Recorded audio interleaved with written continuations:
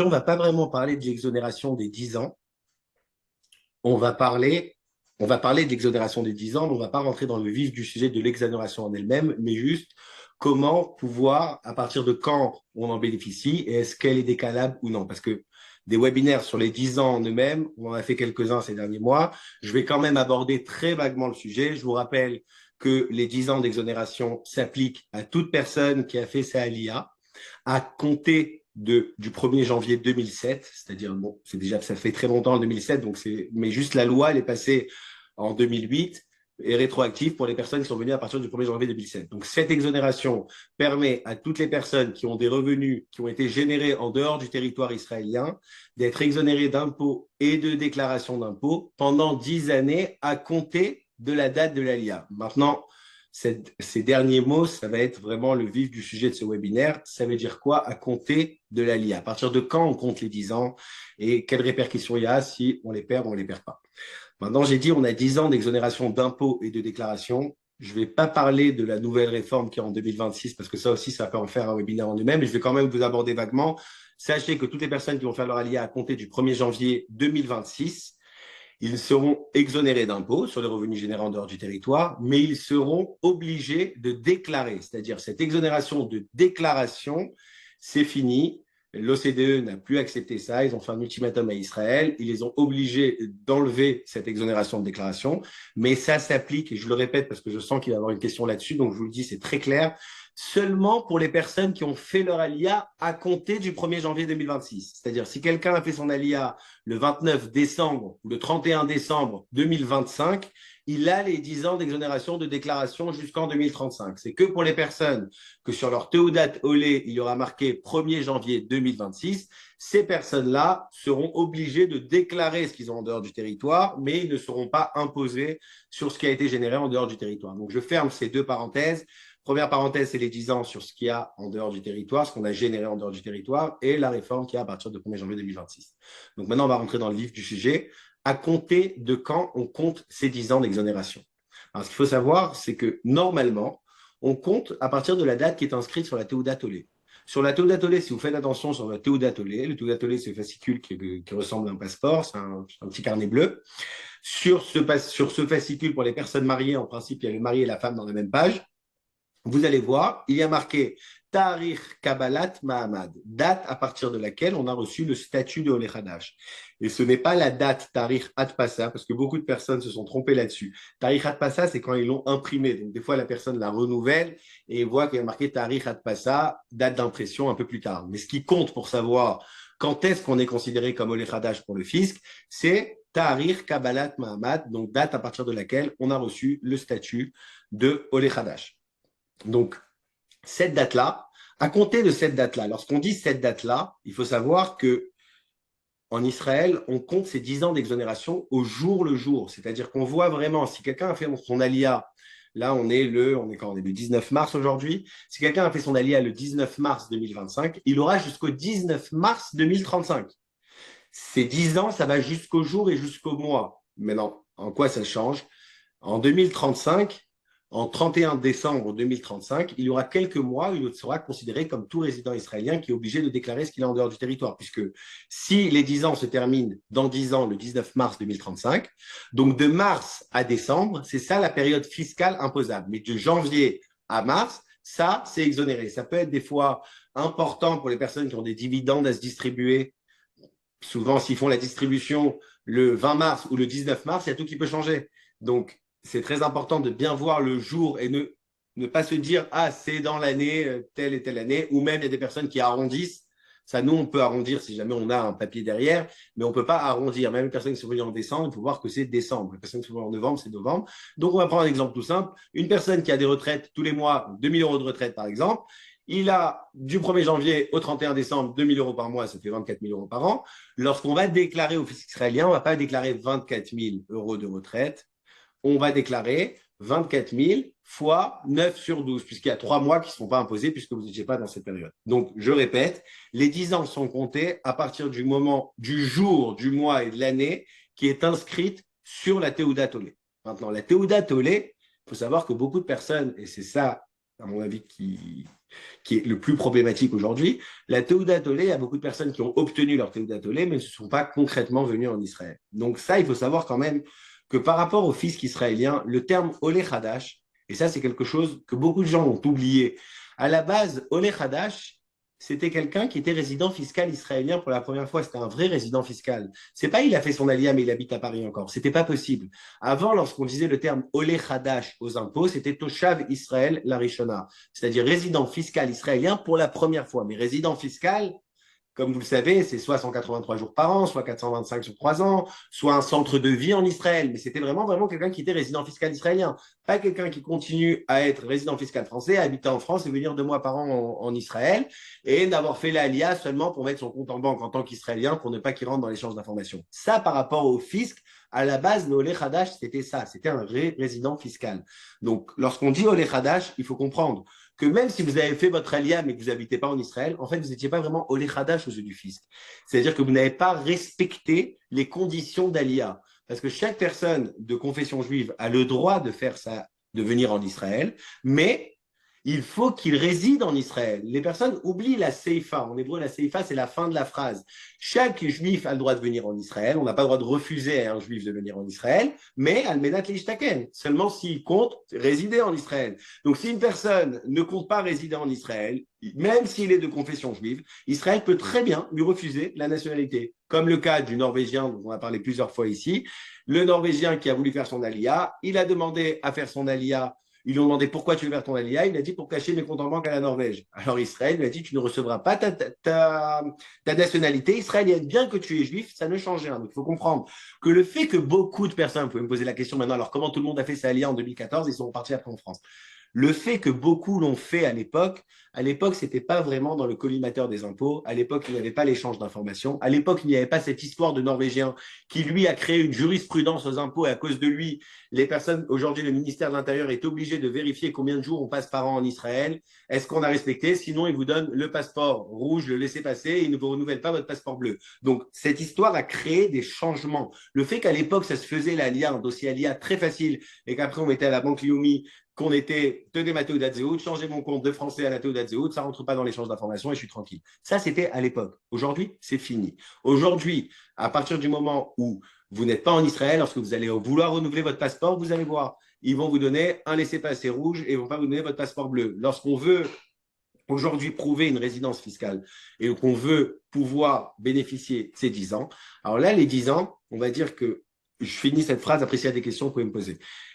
Les 10 ans, c'est 10 ans d'exonération. Israël ne regarde pas. Israël, pour elle, ne regarde pas si vous êtes là ou vous n'êtes pas là. Elle s'en fiche. Elle dit, vous avez fait votre alia le 1er janvier 2014, vous avez jusqu'en 2024. Shalom à l'Israël, comme on dit en hébreu. C'est fini, il s'en fiche, il ne regarde plus.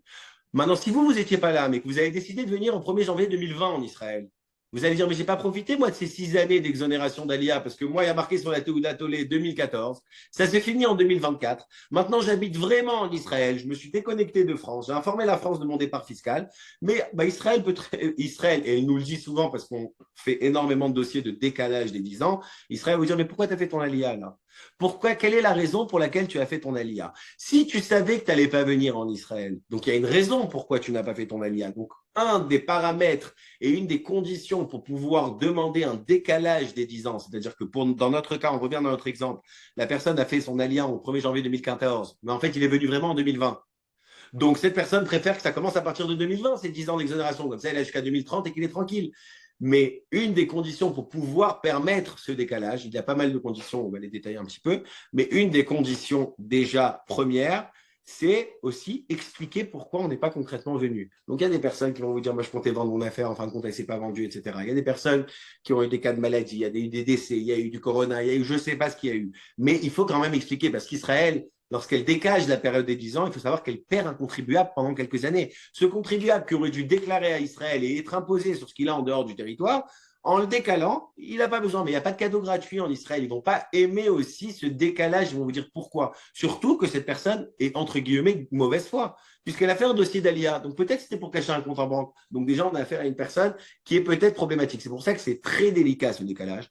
Premièrement, il faut voir est-ce que ça vaut le coup, parce que c'est une procédure qui est assez compliquée. Et deuxièmement, il faut voir est-ce qu'on a vraiment les atouts. Les 10 ans d'exonération commencent à partir de la date qui est inscrite sur la Théodate Olé. Ça, c'est par défaut. Maintenant, qu'est-ce qui se passe? Comment on fait pour pouvoir décaler? Est-ce qu'on est en mesure de décaler? Alors, il y a deux paramètres qui sont très importants. Le premier paramètre, c'est le nombre de jours qu'on a passé en Israël chaque année depuis la date qui est inscrite sur la Théodate Olé. Je vais reprendre mon cas. On a eu la Théodate Olé en 2014. On est venu concrètement en Israël en 2020. Déjà, avant tout, il faut demander au ministère de l'Intérieur la liste des entrées et sorties du territoire pour vérifier de 2014 à 2020 combien de temps on a passé en Israël. Les mois et le temps passé en Israël, des fois, ça peut être un atout, ou des fois, justement,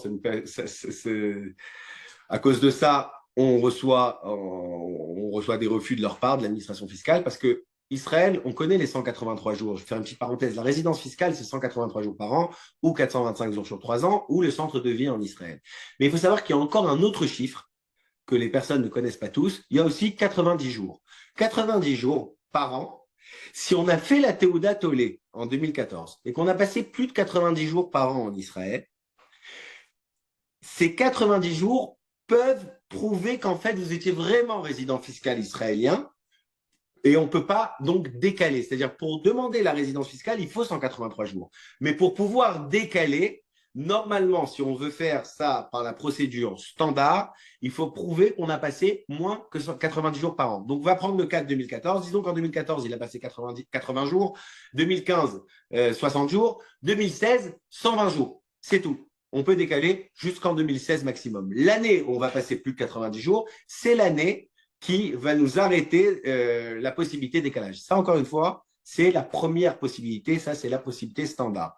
À la base, cette possibilité-là s'appelait le Masloul Yarok. Le Masloul Yarok, c'est un circuit vert. Pourquoi il l'appelait comme ça? Parce que c'était rapide, c'était facile. Ils avaient préparé déjà un document pré-rempli. Vous remplissez à partir de quand vous voulez être résident fiscal israélien en fonction de vos données. Ils vérifient est-ce que vous avez passé 90 ou pas 90 jours. C'est de là que je prends mes 90 jours. Ils vérifient 90 jours et c'est là qu'on pouvait décaler. Maintenant, il faut savoir que ce Masloul Yarok, parce que si vous avez parlé à droite à gauche, il y a des personnes qui vont vous parler peut-être de ce Masloul Yarok, mais il faut savoir que ce Masloul Yarok a changé. Aujourd'hui, ils ne permettent la possibilité de Masloul Yarok, qui veut dire possibilité très facile sur Internet. Vous demandez à votre expert comptable, c'est quelque chose qui est vraiment simple. Cette possibilité, ils ne la permettent que si vous êtes dans les 2 ans de votre alia. Ce qui veut dire qu'au maximum, ils vont vous décaler 2 ans. C'est-à-dire, si une personne est venue en 2024 et qu'en 2024, il n'a pas passé 90 jours et qu'en 2025, il n'a pas passé 90 jours, là, on peut décaler parce que là, c'est le Masloul Yarok. Donc, cette procédure, on va dire qu'elle est très limitée. Elle ne concerne pas beaucoup de personnes, le Masloul Yarok. À l'époque, on ne faisait que ça. À l'époque, c'était que par Masloul Yarok. Lorsqu'ils ont vu qu'il y a eu beaucoup de demandes de décalage, le fisc comme le fisc, c'est normal, ils ont tout de suite resserré et ils ont été un peu plus durs parce qu'ils ont vu qu'il y avait beaucoup de personnes qui étaient venues à l'époque et que leurs 10 ans sont finis. Moi, j'ai vu des personnes qui étaient venues en 2014, ils ont dit c'est les 10 années qui leur sont passées le plus vite. Parce que là, ça y est, ils sont en 2024, ils sont obligés de déclarer ce qu'ils ont en France. Donc, il faut comprendre que ces 10 ans-là, comme je vous ai dit, ces personnes-là qui sont venues qui faisaient le Masloul Yarok, aujourd'hui, c'est plus possible de faire le Masloul Yarok. Aujourd'hui, on ne peut le faire seulement si on est dans les 2 années. Donc, s'il y a des personnes, par exemple, ici présentes, qui ont fait leur alia à partir de 2023, cela, ça peut être intéressant pour eux. Sinon, c'est oubliez ce que j'ai dit et on passe à l'étape suivante. Donc, l'étape suivante, c'est il y a Masloul Yarok. Et ce qui n'est pas Yarok, c'est Adom, c'est rouge. Donc, le deuxième circuit, c'est le Masloul Adom. Le Masloul Adom, c'est un circuit rouge, ce qui veut dire que c'est beaucoup plus compliqué. Déjà, on se prend le feu rouge des impôts. Déjà, il vous dit, arrêtez-vous, ça ne va pas passer facilement. On veut savoir plusieurs points. Alors, je vais essayer de résumer parce que je ne vais pas rentrer dans le détail du détail parce qu'après, il n'y a plus de fin. En résumé, les atouts les plus importants, c'est le nombre de jours que vous avez passé en Israël depuis la Théodate Zéhout jusqu'à la vraie date d'Alia que vous voulez décaler. Et le deuxième atout qui est très important, c'est qu'est-ce qui se passe avec votre déconnexion fiscale française. Parce que cet atout-là, il faut comprendre qu'on ne peut pas être résident fiscal d'aucun pays. Il y a eu une jurisprudence il n'y a pas très longtemps suite à Bar Refaeli, le top modèle. Ils ont fait une jurisprudence parce qu'elle a dit qu'elle n'était pas américaine et aux Américains, elle a dit qu'elle n'était pas israélienne. Donc, ils ont dit on ne peut pas être résident fiscal d'aucun pays, ça n'existe pas. On est obligé d'être résident fiscal d'un pays.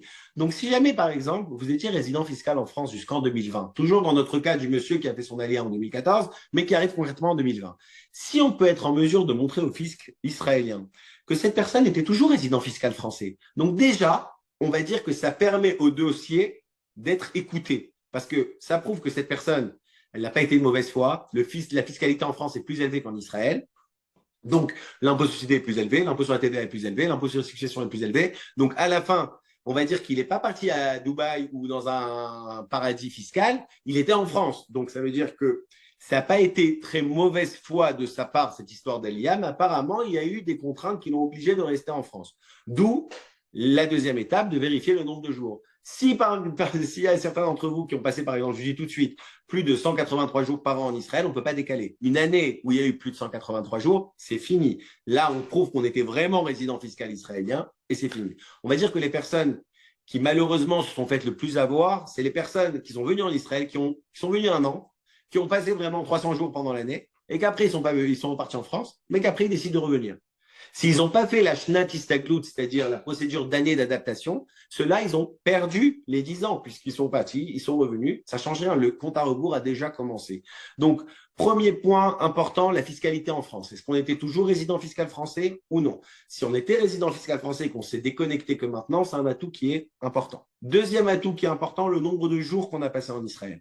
Si on n'a pas, moins on a passé, mieux c'est pour pouvoir décaler. Là, bizarrement, c'est le contraire. En principe, les gens veulent des certificats de résidence fiscaux. Là, il faut montrer qu'on a passé beaucoup. Mais quand on veut décaler, au contraire, il faut montrer qu'on a passé pas beaucoup.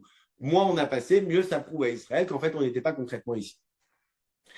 Et donc ça, c'est les deux points. Et le troisième point, très important, c'est la Shnat Nechita. Donc, je vais vous expliquer c'est quoi. Donc, pour conclure, on a dit, premièrement, déconnexion fiscale. Deuxièmement, le nombre de jours en Israël. Troisièmement, Shnat Nechita, c'est-à-dire l'année d'atterrissage. Nechita, c'est atterrissage en hébreu.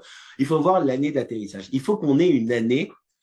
L'année sur laquelle on veut demander que le décalage ait lieu, il faut que cette année, ce soit l'atterrissage en Israël. C'est-à-dire que si une personne a passé, par exemple, 40 jours par an, 40, 40, 40, et qu'il y a une année, boum, il passe 190 jours.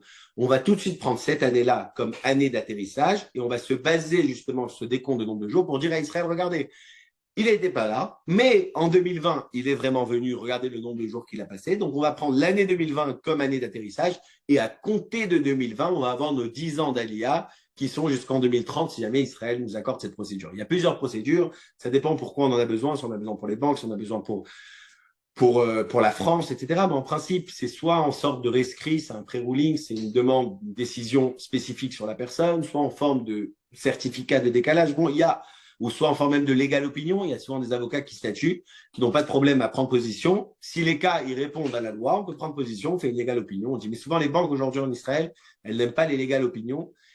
Pourquoi les banques? Pourquoi je vous parle des banques? Parce qu'une personne qui a fait son LIA en 2014, les banques, elles vont l'exonérer pendant 10 ans sur ses revenus sur les placements étrangers. Mais, par exemple, il a investi sur Google, il a gagné chaque année une plus-value, il a 25% d'impôt après 10 ans. Mais la banque, elle va prendre la date de la Teuda Tolé par défaut, elle va finir les 10 ans, elle va dire c'est cette date-là maintenant qui compte. Donc on a fini les 10 ans, je m'en fous moi, t'étais là, t'étais pas là, etc. Il y a marqué la Teuda Tolé, il y a 10 ans après. Sinon, et après, je te prends à la source 25%. Donc les banques, pour qu'elles ne prennent plus les 25%, les 25% qu'elles prennent et qu'elles reversent au fisc normalement. Mais pour qu'elles ne prennent plus les 25%, elle ne se suffit pas d'une légale opinion. Je vous le dis, là j'ai eu encore des cas la semaine dernière. Là, c'est sûr, il y a une époque où ça passait. Aujourd'hui, ils ne veulent plus rien entendre. En tout cas, la discute, elle est comme ça. La Léomi, elle est comme ça aussi. Ils demandent des rulings. Le ruling, c'est quoi? C'est un rescrit qui détaille comme quoi la personne, bien qu'elle soit venue en 2014, mais en fait, concrètement, elle est venue en 2020. Mais maintenant, une fois que je vous ai expliqué ça, après, il faut, bien entendu, il faut consulter quelqu'un pour qu'il s'en occupe de cette procédure. C'est une procédure qui est assez compliquée. Il faut aller voir le département international des impôts. Il y a des petits échanges. Ils demandent pas mal de papiers. Ils veulent aussi savoir le récit. Pourquoi la personne n'est pas venue en 2014? Pourquoi il a fait son alia? Je veux savoir pourquoi il a fait son alia qui n'est pas venu. Bon, ça, on va dire que c'est l'étape la plus facile parce qu'on peut toujours raconter ce qu'on veut à la fin. Même nous, on ne peut pas vérifier qu'est-ce qui se passe vraiment.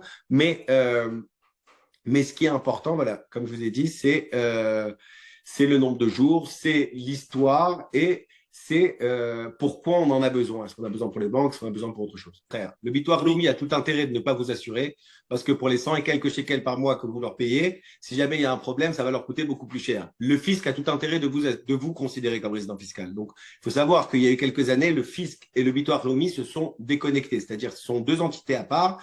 Mais si on veut bénéficier de l'assurance du bitoire Leumi, en effet, c'est pas une contradiction, c'est juste qu'on perd, on peut pas tout gagner. Mais juste un point par rapport à ce que vous avez dit, il faut comprendre quelque chose. Quand vous me dites je me suis pas fiscalisé en Israël, c'est pas vous qui décidez si vous êtes fiscalisé en Israël ou non. Vous, ce que vous ne vous êtes pas, c'est que vous ne vous êtes pas défiscalisé de France. Il y a une différence.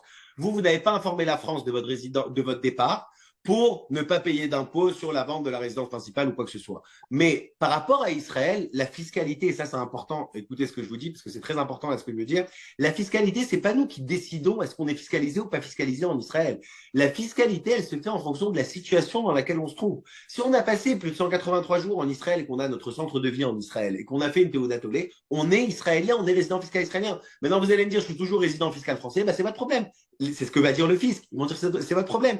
Le fait que vous ne vous êtes pas déconnecté de France par rapport aux abattements que vous aurez pu avoir sur votre résidence principale, ça, c'est un point. Mais le fait que vous vous êtes, oui, connecté en Israël, ça aussi, c'est un autre point. Et en plus, vous rajoutez le fait que vous avez répondu oui aux critères du bitoire Leumi, donc il n'y a aucun décalage qui peut être fait. Il faut comprendre que chaque année qui va passer, c'est une année de perdu par rapport aux 10 ans. Mais dans la balance, peut-être que vous êtes quand même gagnant. Maintenant, juste un dernier point. Il faut comprendre que quand je dis est-ce que ça vaut le coup ou ça vaut pas le coup, si une personne a une retraite de 2000 euros, par exemple, il faut savoir que la retraite, c'est une chose qui est, comment ça s'appelle? La retraite, il y a un abattement sur la retraite. Lorsque la retraite, elle provient du secteur privé, hein, je ne parle pas des retraites du secteur public, la retraite du secteur privé, chaque retraite qui vient en Israël d'une personne qui était c'est pas une retraite israélienne, c'est une retraite française, il y a automatiquement 35% d'abattement sur la retraite. C'est une des deux façons de calculer la retraite. Donc déjà, par exemple, une personne qui gagne 2000 euros par mois de retraite, avec les 35% d'abattement,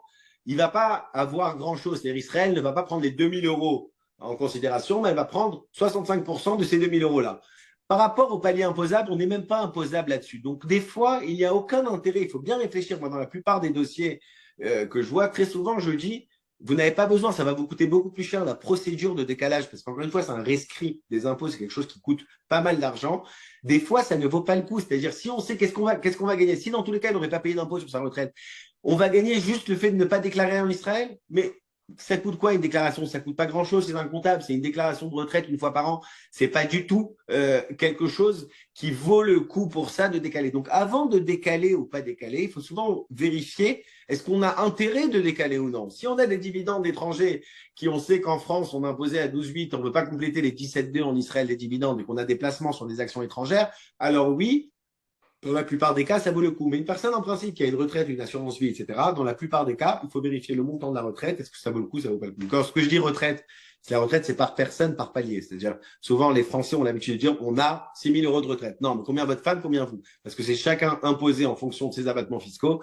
Et en principe, pour 5 000 euros de retraite, ou à peu près, ça vaut pas le coup de décaler. Donc, il faut toujours bien vérifier. Oui, madame. Le son. Toujours pas.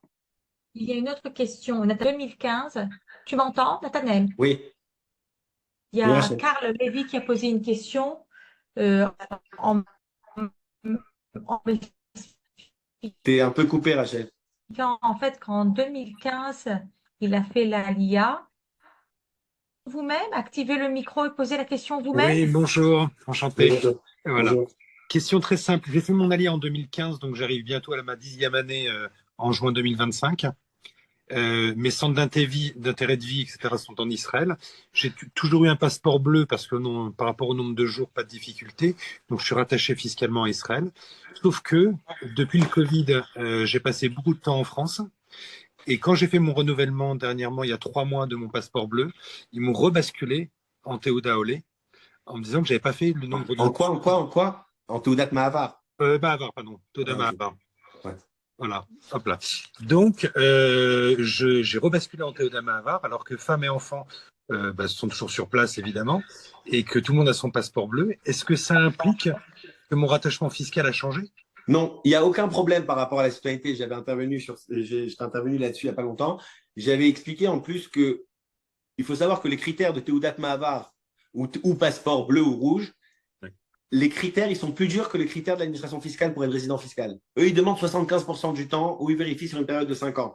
C'est-à-dire qu'ils ont tellement voulu être stricts sur la nationalité on est arrivé à un cas absurde. D'ailleurs, on avait parlé de ça avec le ministère de l'Intérieur, à la Knesset, etc. Mais ils n'ont rien fait là-dessus depuis le 7 octobre. C'était vraiment pas dans leurs intérêts, c'est normal. Mais il faut savoir que aujourd'hui, la nationalité israélienne, c'est-à-dire la nationalité bleue, on va dire comme ça, est plus dur à avoir qu'une résidence fiscale israélienne, chose qu'il n'y a dans aucun pays. Une nationalité, on peut être citoyen polonais sans jamais passer un jour là-bas, tandis qu'en Israël, ils sont devenus beaucoup plus rigoureux là-dessus. Mais pour répondre à votre question, il n'y a aucun impact là-dessus, à part, moi j'ai vu un cas où il y a eu un impact, c'est lorsque la personne a renoncé à sa citoyenneté française. Donc là, il s'est retrouvé un peu dans la galère parce qu'il ne pouvait venir qu'en Israël. Mais à partir du moment où on a une autre nationalité, on a quasiment, je pense qu'on a la plupart des personnes ici, on a tous une citoyenneté française ou un passeport français.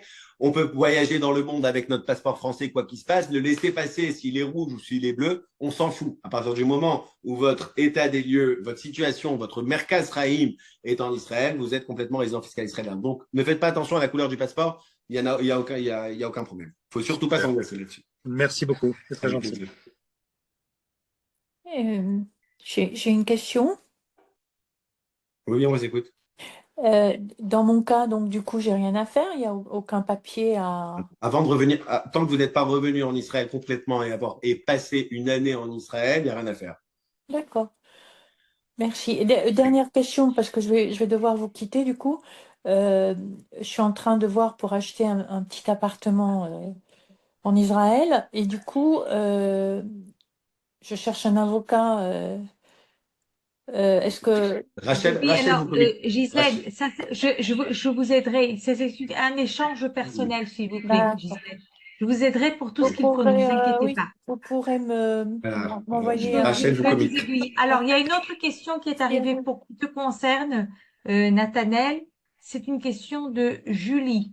Donc, Julie, elle est basée en Israël et elle a une société en France. Non, alors Julie, bonjour, excusez-moi, je reprends la parole. Donc en fait, moi, je fais mon alia au mois de juin, si Dieu veut.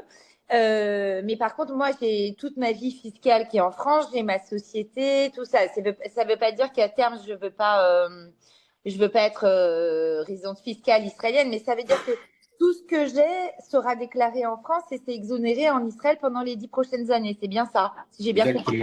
Exactement. Ok. Et mon appartement, du coup, il est considéré comme résidence principale, celui que j'ai ici en France, ou résidence secondaire, pour le fisc Pour quel fisc? français. Mais pour le fisc français, vous êtes toujours résidente fiscale française, vous. Donc, c'est ma résidence principale. Ils savent Oui. pas que je suis partie. Non, c'est pour ça que j'ai dit, il faut bien faire. Il y a un petit bruit de fond. Je crois que c'est Yair. Yair. Oui, ok, d'accord. Il faut bien faire la distinction entre la déconnexion fiscale de France et la connexion fiscale en Israël. Vous, en France, vous êtes toujours résidente française, vous avez toujours votre société là-bas, etc. Il n'y a pas de problème. Donc, par rapport aux yeux du fisc française, par défaut, vous êtes française depuis toujours. Donc, il y aura un changement seulement lorsque vous allez les informer de votre départ de France. Et là, votre résidence principale, il n'y aura plus l'abattement, etc. Bon, après, on rentre dans un autre statut. Mais aujourd'hui, le fait que vous êtes connecté en Israël ne change rien par rapport à votre fiscalité française. On arrive en fait dans une situation où on est fiscalement dans deux pays, bien que normalement ça n'existe pas, mais c'est ce qui se fait pour la plupart des personnes, vous n'êtes pas la seule. D'accord, ok. Bah, merci beaucoup. Avec plaisir. Oui, Yair. Mais là, il faut activer le son. Tu as posé aussi une question, hein, Nathanaël. Tu as vraiment ouvert la boîte de Ok, Laurence. je peux. Oui, allez-y, Yair. Ok, voilà, j'ai deux questions. Premièrement, moi, j'avais fait mes études au Technion en 77, j'ai quitté. J'étais au Lechadash, mais j'ai pas utilisé les lois. Quand je suis revenu en 2018, j'avais le statut de Ole Hadash Gorer Zchuyot. D'accord? Est-ce que les 10 ans commencent en 2018? Parce que c'est ce qui semble être là. Deuxièmement, c'est ça, n'est-ce pas? Oui, non, mais c'est bien que vous parlez de ça parce que tout ce que j'ai dit par rapport au Lechadash, ça s'applique aussi sur le Toshaf Roservatik. Vous m'avez donné le statut par rapport au ministère de l'Alia, le Lechadash Gorer Srouyot. Moi, je vais donner le statut par rapport au fisc. Ça s'appelle Toshaf Roservatik. Toshaf Roservatik, c'est un ancien résident de retour. Donc, il a exactement les mêmes avantages fiscaux qu'un au Lechadash. Donc, oui, les 10 ans commencent à partir de ce moment-là. Très bien. Deuxième question, s'il vous plaît, c'est important. Est-ce que, par exemple, si d'abord, j'ai pas compris comment se fait la déclaration. Par exemple, je termine en 2027, par exemple, c'est à moi d'aller au fisc Non, israélien et de en, leur dire, je reçois tant de non. pensions. En 2028, à partir de mai-juin 2028, vous allez voir un expert comptable, vous allez lui dire, voilà, j'ai touché tant et tant de pensions, et il va faire votre déclaration. Ok. Et sur à peu près 5000 euros, il y a beaucoup à payer ou pas, ou rien, Après, ou... ça dépend de si vous avez d'autres revenus, etc. Mais il faudra faire une simulation en fonction de. D'accord. Dernière question. Si j'ai un appartement qui est toujours en France, je ne Oui. l'ai pas encore vendu. Est-ce que j'ai intérêt à le vendre avant le 10 ans ou pas? Parce qu'il est libéré en France, il n'y a rien à payer là-dessus parce qu'il est là depuis 40 ans et en Israël aussi. Est-ce que je Maître, dois... Maître Benayoun, qui intervient beaucoup sur ce plateau, dit tout le temps que oui, souvent en France, on peut être exonéré, alors qu'en Israël, on peut arriver dans une situation en fonction de la convention où on sera imposé. Donc, on a intérêt, on va dire, de liquider les biens en France. Bien que si vous le vendez un an après votre alia, ça ne va pas vraiment changer grand-chose. Sur le dénominateur, on voit la totalité du temps. Sur le nominateur, on voit seulement la date à partir de la fin des 10 ans. Mais en principe, par rapport aux successions, par rapport aux impôts, par rapport à tout, il y a un intérêt, oui, de vendre les actifs français, même s'ils ramènent une rentabilité qui est bien plus élevée qu'un bien israélien. Mais c'est ce que dit Georges David, qui est avocat français, donc il n'a aucun intérêt de dire ça. Donc s'il le dit, c'est la recommandation que les gens font en principe avant la fin des 10 ans. Ils essayent D'accord, de merci. Merci beaucoup, vous m'avez rassuré. Merci beaucoup. Oui, Hachem. Non, mais là, voilà, Oui, c'est oui, bon. oui, c'est bon, parce que je le coupe à chaque fois. Il y a Laurence qui demande l'exonération fiscale pour les revenus étrangers est-elle en vigueur pour l'année prochaine 2026 ou est-elle abrogée? Je pense qu'encore une fois, tu dois clarifier parce qu'elle confond exonération fiscale et exonération de déclaration. C'est ça, en fait. Exactement. Ce que j'ai dit au début, d'ailleurs, j'ai senti qu'il allait avoir une question là-dessus, je l'avais dit. L'exonération des 10 ans, pour toutes les personnes qui sont venues avant 2026, c'est exonération d'impôts et de déclaration d'impôts. On n'a rien à déclarer sur ce qu'on a à l'étranger et on n'a rien à payer sur ce qu'on a généré en dehors du territoire. À partir de 2026, mais seulement pour les personnes qui sont venues en Israël à partir de 2026. Ceux-là seront exonérés fiscalement sur les revenus générés en dehors du territoire, mais ils seront obligés de déclarer au fisc israélien qu'est-ce qu'ils ont en dehors du territoire. Donc, il y aura une obligation de déclaration, mais pas pour les personnes qui sont venues avant 2026. Seulement pour ceux sur la Théouda Tolé, il est inscrit Alia à compter du 1er janvier 2026. Ceux qui sont venus avant, cette réforme ne s'applique pas pour eux. On ne peut pas faire une réforme rétroactive. De rien, Laurence. C'est bon?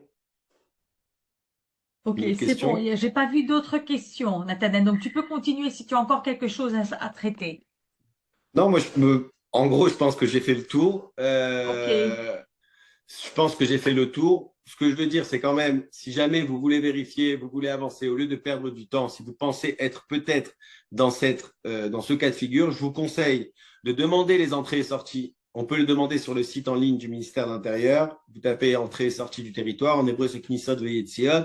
Vous rentrez votre Teudat Zéhout, votre date, et il vous l'envoie à la maison. En principe, si vous n'êtes pas en Israël, il vous l'envoie pas. C'est un peu plus compliqué. Il faut être sur place concrètement pour qu'il envoie. Des fois, il bloque lorsqu'on n'est pas en Israël. Demandez déjà les entrées et sorties. Vérifiez combien de temps vous avez passé entre le moment de la Théouda Tolé et le moment concret à partir de laquelle vous voulez décaler. Vérifiez combien de temps. Si vous pensez qu'en fonction de ce que je vous ai dit, il y a peut-être quelque chose à faire, vérifiez aussi quand est-ce que vous êtes déconnecté fiscalement de France, si oui ou non vous êtes déconnecté. Et troisième point, vérifiez s'il y a une année où vous êtes concrètement venu, c'est-à-dire plus, si vous avez l'habitude de passer 30 jours, 30 jours, 30 jours, et qu'il y a une année où on a passé 120 jours, cette fameuse Shnat Nechita que j'ai dit tout à l'heure, cette année d'atterrissage. Donc, à partir du moment où vous avez vérifié ces trois points-là, vous pouvez m'envoyer votre dossier, je vous dirai s'il y a quelque chose à faire ou non.